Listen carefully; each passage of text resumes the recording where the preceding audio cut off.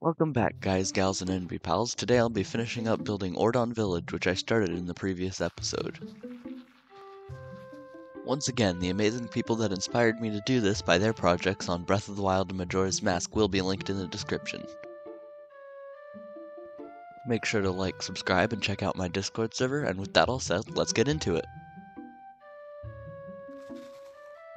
As you can see, I've started to use yellow concrete for the ground so I can change it into a mix of grass and moss with World Edit. Once again, I don't have a lot of experience with building custom trees, so I'm probably going to come back to these later in the project.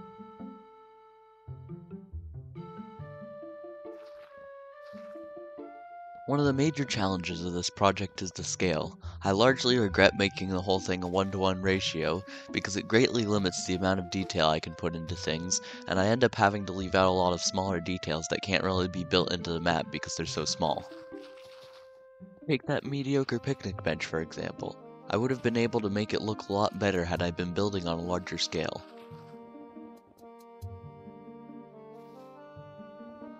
I'm also struggling a lot with proportions. The spacing between a lot of objects just isn't right.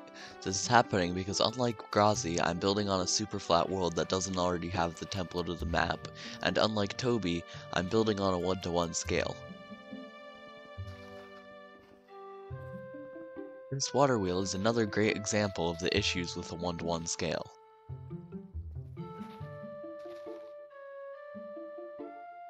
Anyway, enough ranting about my regrets at the beginning of the project.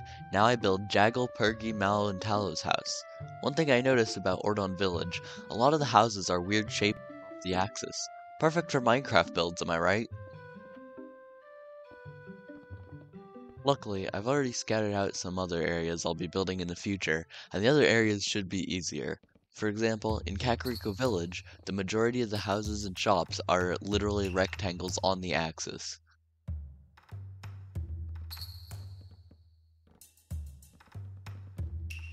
Probably should have cleared out the area before I built the house.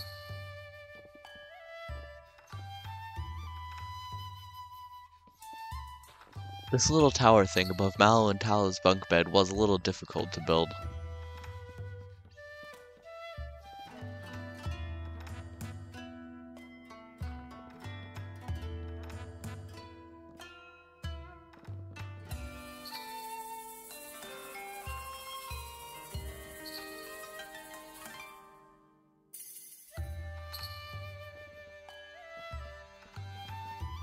Here's me struggling a little bit with the angle of this side of the house.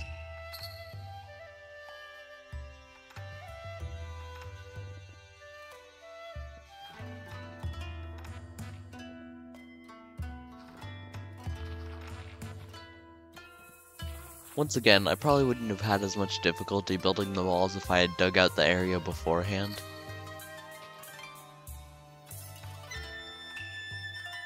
Fun fact, behind that fence by the water wheel in that inaccessible grass patch, there's a purple rupee that you can get with a spin attack from the fence.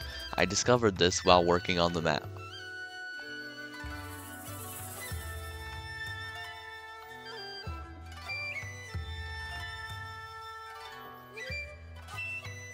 Next, time to work on the inside of the house. I know I said I'd stop ranting about the scale, but the interiors are especially tricky.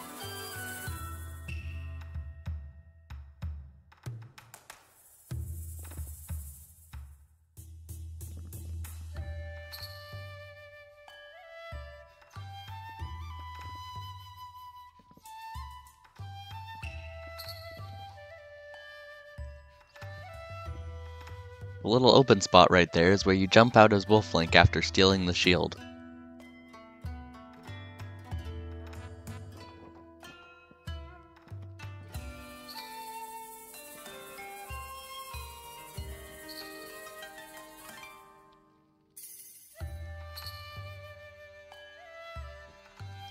Made sure to use the glowing item frame, as the spot on the wall where the shield was seems to glow a little. Note that this is built based on post story, all items have been picked up, all doors are unlocked, etc.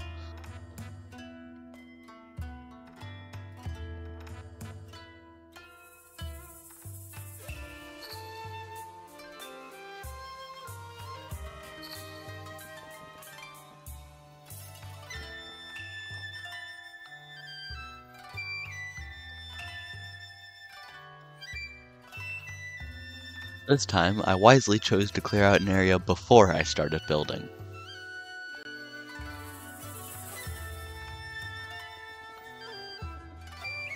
I actually like how a lot of the little stone formations in the lake came out.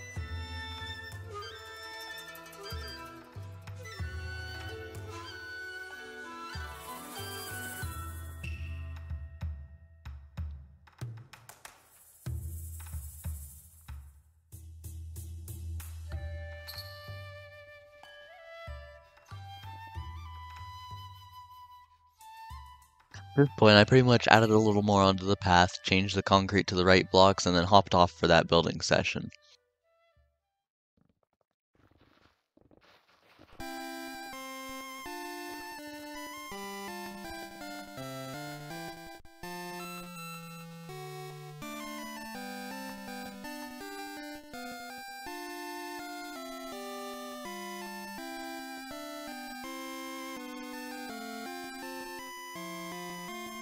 Forgot to press start recording at the beginning of the second session, so it kinda cuts to Fado's house being mostly complete.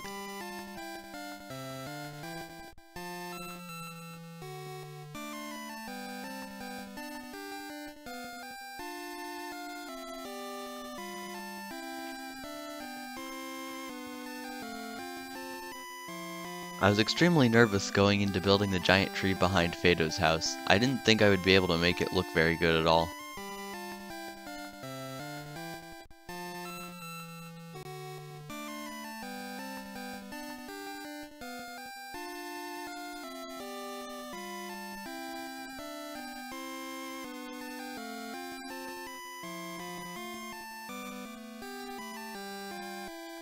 Started making the spot where the vines go up and it was already looking bad. Next, I made the branch with the beehive and the rupees and it was only getting worse and worse.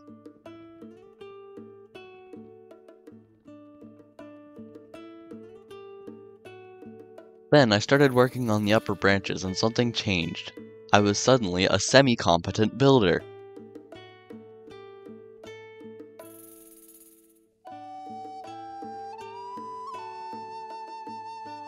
The branches for the rupees still ended up looking a little off, but I had received a major confidence boost.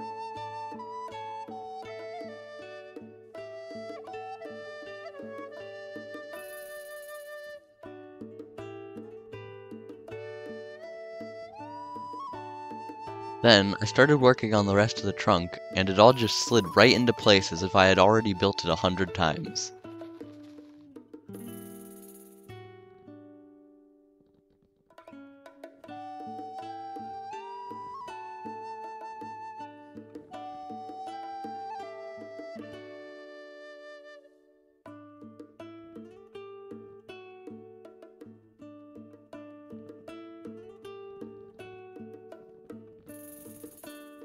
And really, what just made me so happy was when I got this route into place.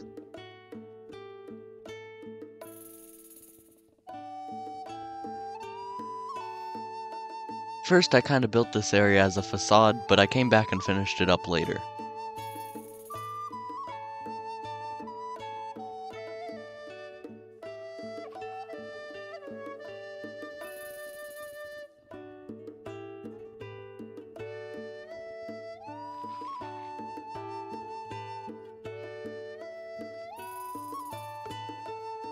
At this point, I'm pretty much done with this side of the path. I just need to clean some things up and finish the path, and then I can move on to Sarah's sundries in the lake.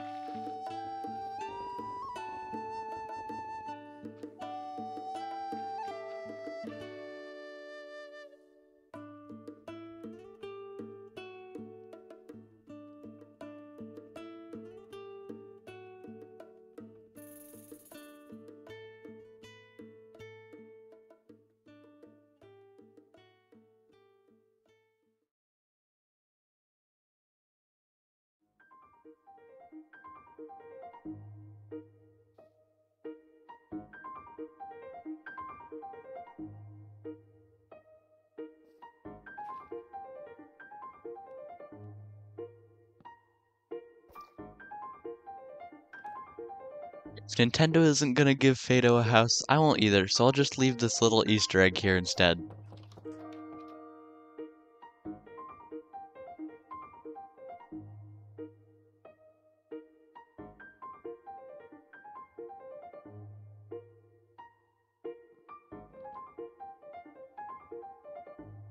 To start off the third and final session of building for this video, I built the back of the tree behind Fado's house, which is something I did not originally intend to do. I also added more texture to said tree.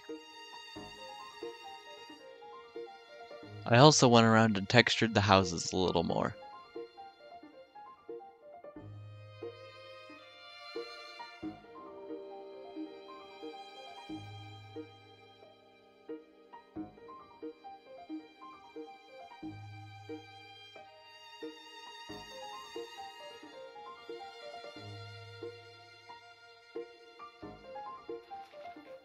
Next, it was time to carve out the final section of the village, Sarah's sundries and the lake with the islands and the monkey.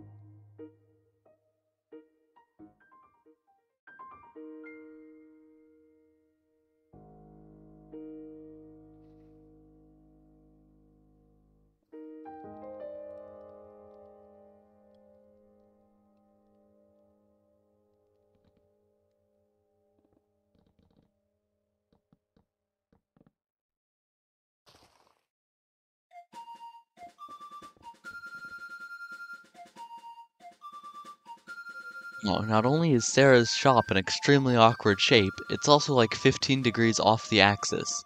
I am not going to miss building Ordonian houses.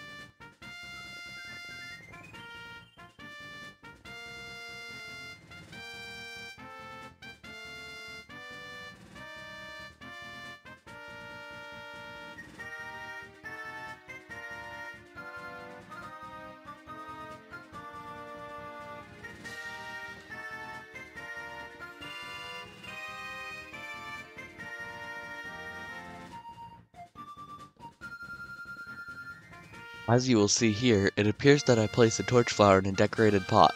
The trick I used here is, you can actually place a flower pot on top of a decorated pot and it fits in perfectly, and then you can put a plant in the flower pot.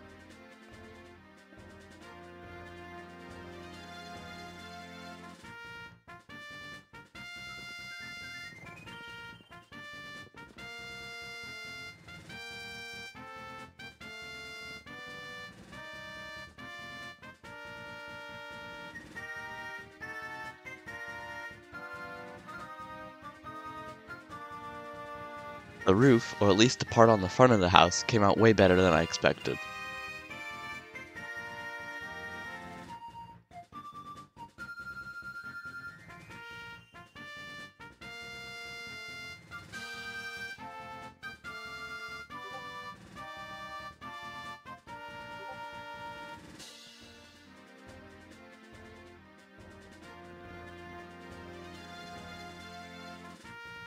Next, I finished up the inside of Sarah's sundries with a spruce ceiling and a glowstone for lighting.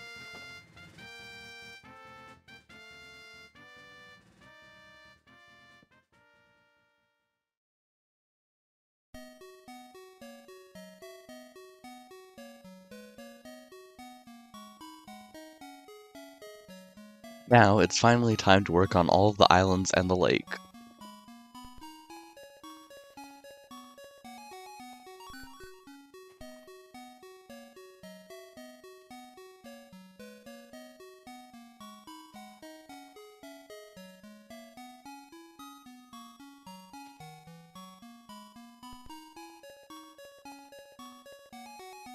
Before I really got to work on it and was just outlining, I noticed the lake looked kind of like a default profile picture.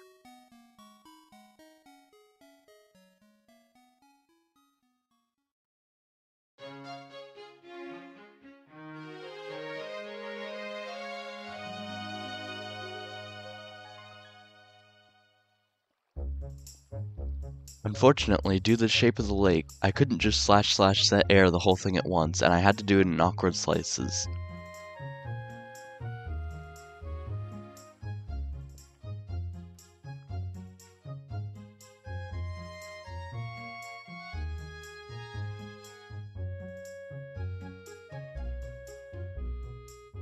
Filling in the lake was very satisfying.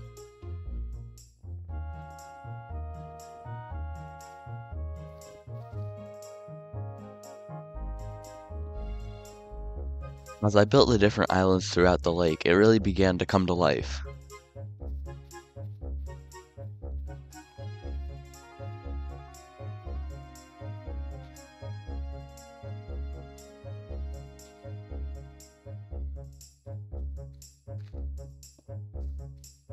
After turning all the walls into temporary blocks, I built the fence that leads into the area with the monkey on the rock.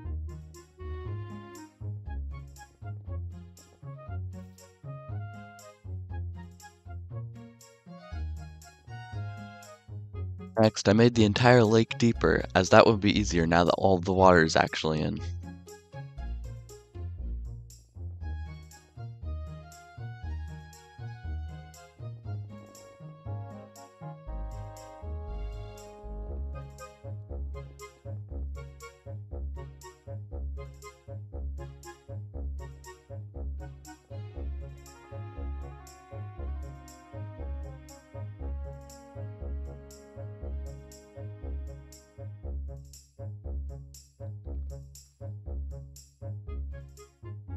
Now it's finally time to make the exit gate to this village.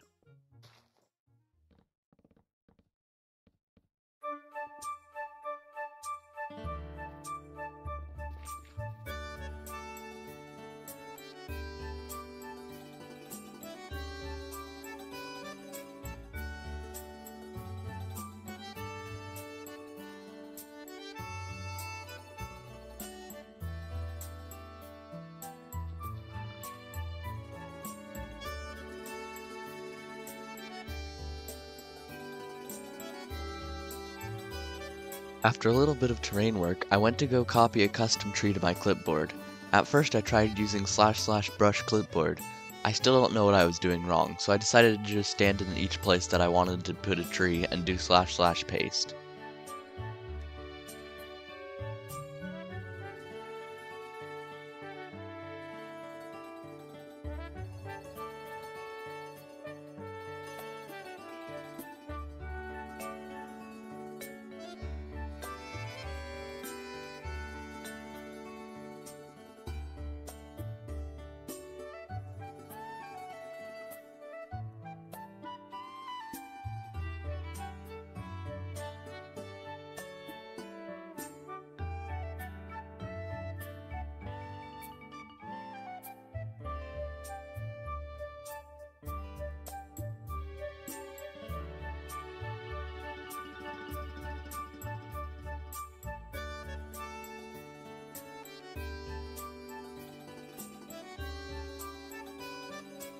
Proceeded to paste the same tree model all around this lake just as Nintendo did.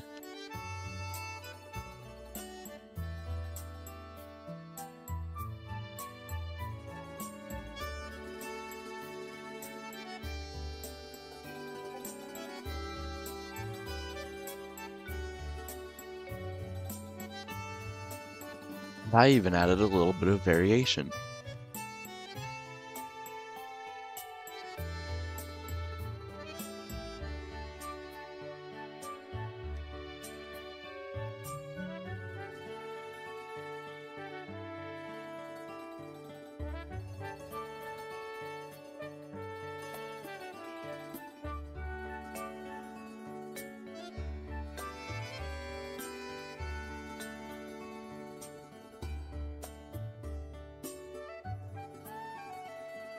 That's pretty much it for this video. If you stuck around until the end, leave me a comment saying big tree.